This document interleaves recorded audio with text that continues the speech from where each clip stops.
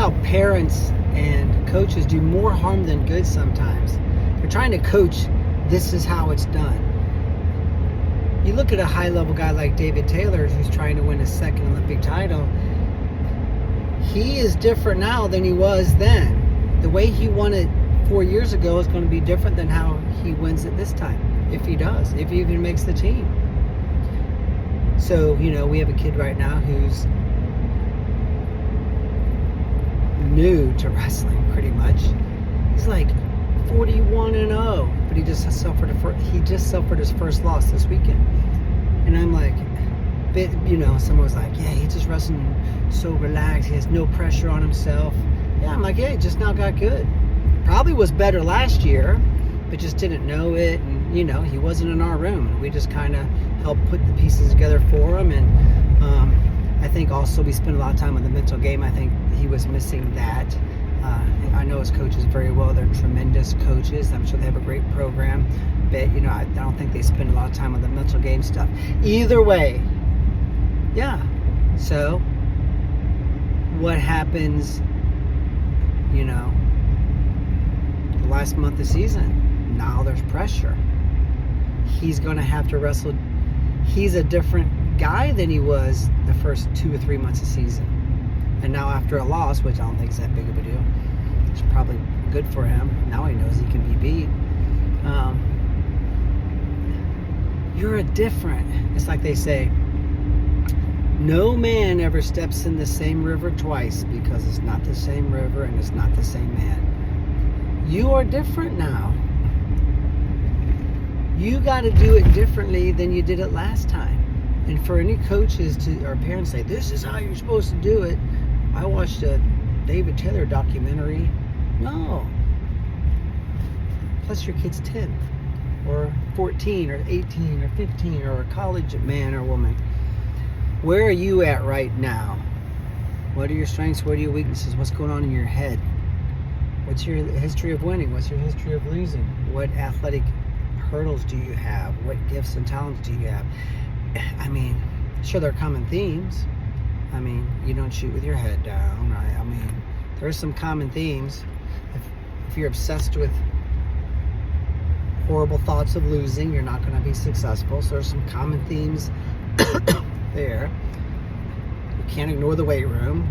So, I mean, all the common stuff comes into play.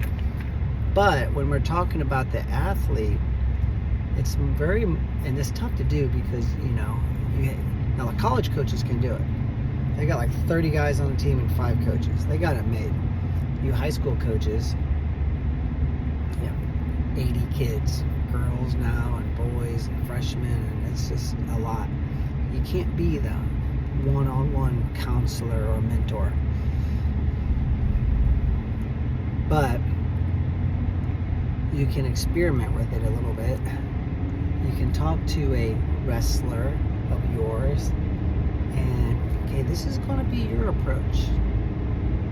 Now this guy, he's taking that approach. She's doing that approach because of they're different vehicles. Winning your first state title and you're trying to win your second, you're a different human, right? So now you know you can do it. Isn't that nice? That's fun. Winning it again can be easier. But, maybe there's a little bit of pressure there. I don't know. It's just different. Every year, it's different. And you can't coach this young man or woman the same way this year that you did last year. And they can't, coach themselves the same way this year like they did last year. And you sure as hell can't coach everybody like that one kid or like you did it. If you were a successful wrestler, you can't say, this is how it's done. No, it's not how it's done. Whether it's mentally, whether it's physically, whether it's the technique, the style, you can't coach any of it cookie cutter. It just doesn't work.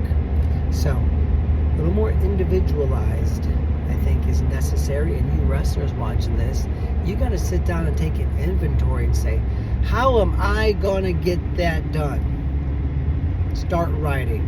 It's like a journal. Figure out what your approach is. Right?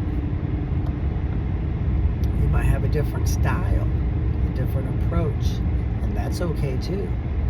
Right? You might be high anxiety, high drama, hard charging, a fire breather, right? Like maybe a Terry Brands. You might not be that way. You might be kind of chill, like Cale Sanderson. Both Olympic medalists. They both did pretty good.